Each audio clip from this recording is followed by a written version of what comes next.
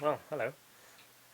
Well, a bit tight-chested still, but I thought I would leave a message. I've had quite a few people ask me how I'm doing, how's things, how's life.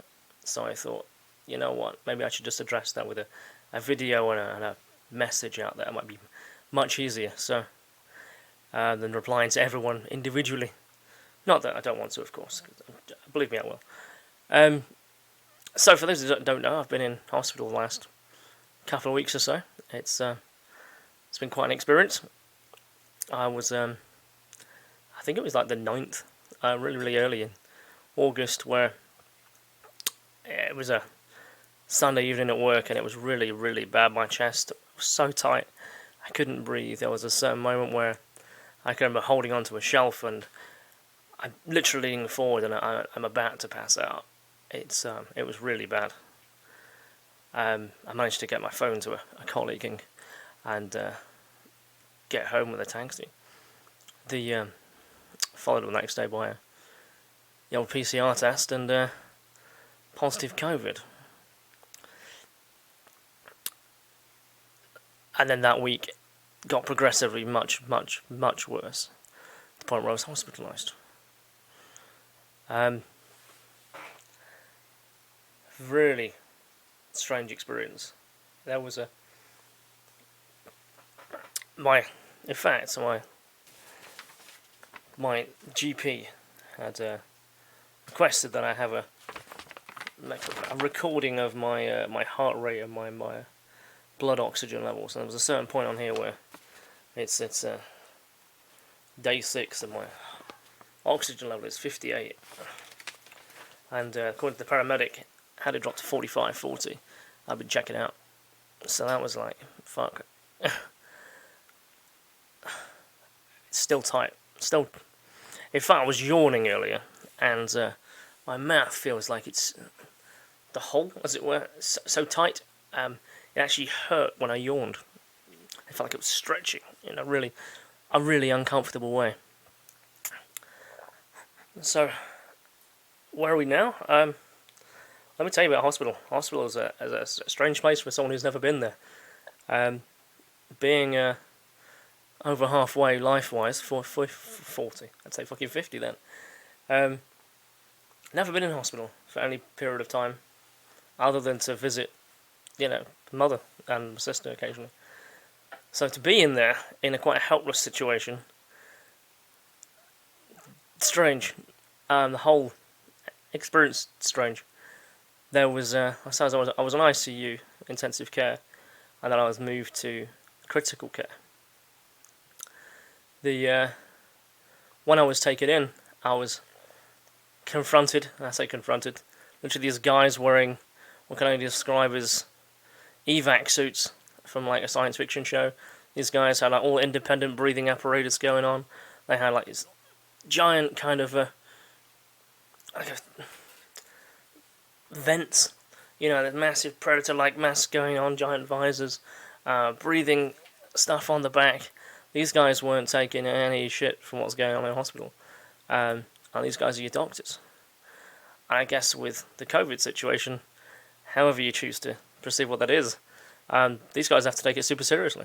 As do all the doctors, certainly on intensive care and in critical care and so on.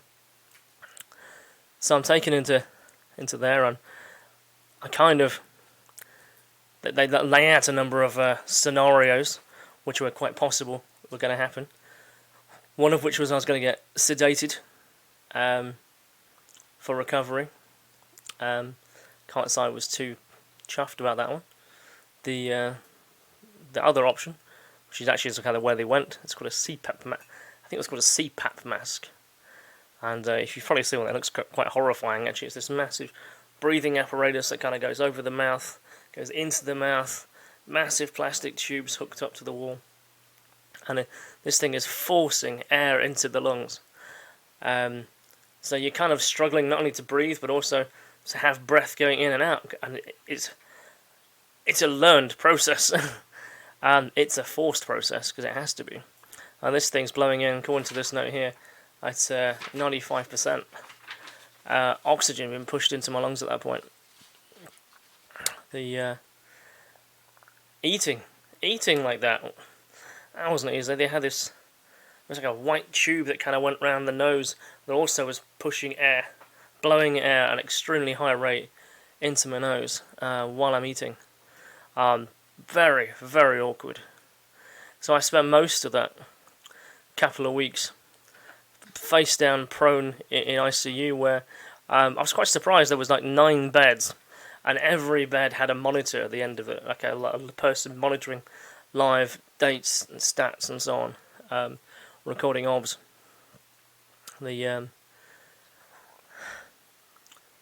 So I spend most of my time face down.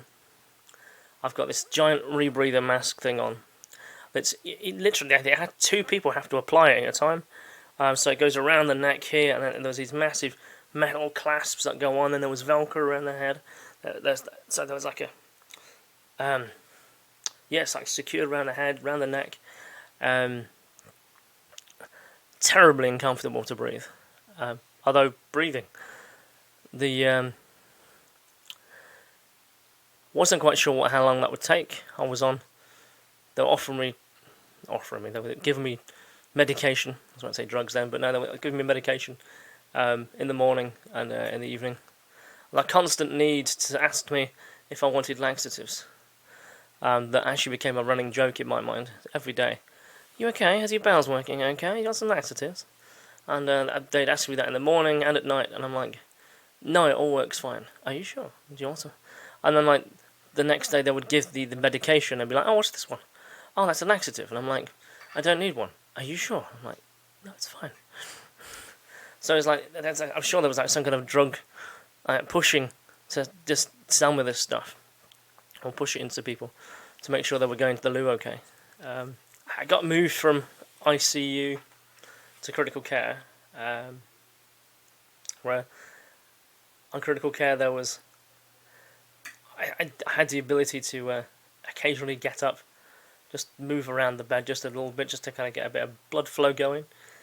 I did a number of times. Although it's heavily frowned upon, I was the only one awake. Most of the others were sedated.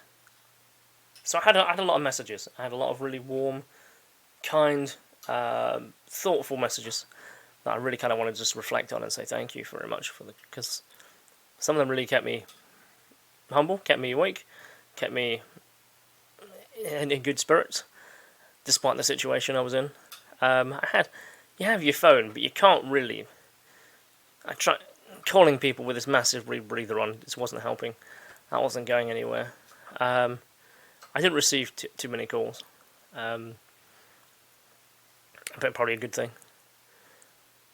But I did receive a lot of messages like social media and stuff. Once I posted the picture of what I looked like, there was a lot of outpouring. It was really not that I was asking for any kind of sympathy or anything. I was just kind of like to say, this is how I am. This is what's going on. There was a really interesting moment actually. So one of my friends who I have on Facebook called Carl. Carl was doing a podcast with Chester Bennington's wife. Chester Bennington being the former kind of singer of Linkin Park, and he was talking to his. Obviously, Chester committed suicide a couple of years ago. So his wife is going on a bit of a crusade about mental health and so on. So she was talking to Carl on his podcast, and Carl spoke to her about my condition, and she sent me an email and wished me well and hoped I was going to recover in a timely fashion. That was quite nice. That was quite a welcome message, and I think I'll be sure to email her back at some point. A number of letters, which is quite nice to receive. It's actually nice just to see handwriting, actually. We're so used to seeing text on Facebook or messages via email that it was just nice to read handwriting. So thank you very much for that. It's surprising how many people send you puzzle books. Now, I don't know whether it's because they think you need to fill the time, and certainly do. Man, a lot of puzzle books. Had some magazines. I enabled my subscription to Libby, which is what enables you to. It's like a library service, so you can receive like books and magazines that are coming out week to week and monthly basis. That was quite useful to read through. I got to read quite a few articles. ASAP were really good. They sent me some printed material to read that I haven't caught up with. I managed to read Phenomena magazine in one go. That's never happened in all the years that I've been reading it. So yeah, I kept myself busy mentally. Although, you say that, you find yourself just looking at the clock all the bloody time. And I just see the clock just there. And all day it's just ticking away. And the only difference from moment to moment is waiting for a meal. Whether that be breakfast, lunch, or dinner, or maybe that little biscuit with a coffee at the end. It's just, you've got to fill the time. And you fill that time just by sitting still. And for me, that's just a very, very alien concept of just not doing anything. And you don't really want to have that volume turned up too loud because you don't really want to disturb anyone. When I got moved to the respiratory ward, there was like 3 others in there, and you don't really want to turn the volume off if you're watching a YouTube video or whatever. I was talking of YouTube video. I mean, I didn't watch YouTube for a week. There was it took me until like the following Monday, Tuesday before I even decided to watch anything. It was just too much. One thing I did notice though, and I wrote a blog about it actually, is that I actually stopped dreaming. There was I had absolutely no recollection of dreams whatsoever in my time there. There was moments where you get to about 8 o'clock at night and you're going, I might as well just turn in. There's nothing to do. My eyes are tired, only just because of looking at a screen, and I just can't be arsed. So you buckle in, you got a bed that's 2 foot wide, and you pull your bowling alley kind of rack up to make sure you don't fall out, and you sat there and you just turn over and sleep. And I think it's the first 4 or 5 nights they were giving me a blue tablet to help me sleep, and then I was also being offered what's it called? Not methadone. I don't know what it's called. Oromorph. There we are, Oromorph. That tasted quite nice, and that's kind of knocks you out a bit. You got an old painkiller. Pretty powerful painkiller, actually.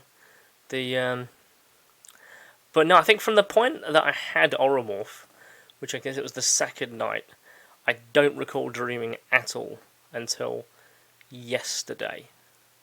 I mean, we all dreaming. We think we dream. Hopefully we dream. But no, it's absolutely zero recollection. The moment I was like sparked out, and then you spend all night so lightly sleeping because you know that people are just going to come and disturb you and check your obs every hour. Whether they're checking your heart rate and they're checking your breath and you're checking your temperature and they're monitoring your heart rate and your oxygen levels. And because of that, you just never ever rest. So you're in this state of being slightly asleep-ish, but wide awake.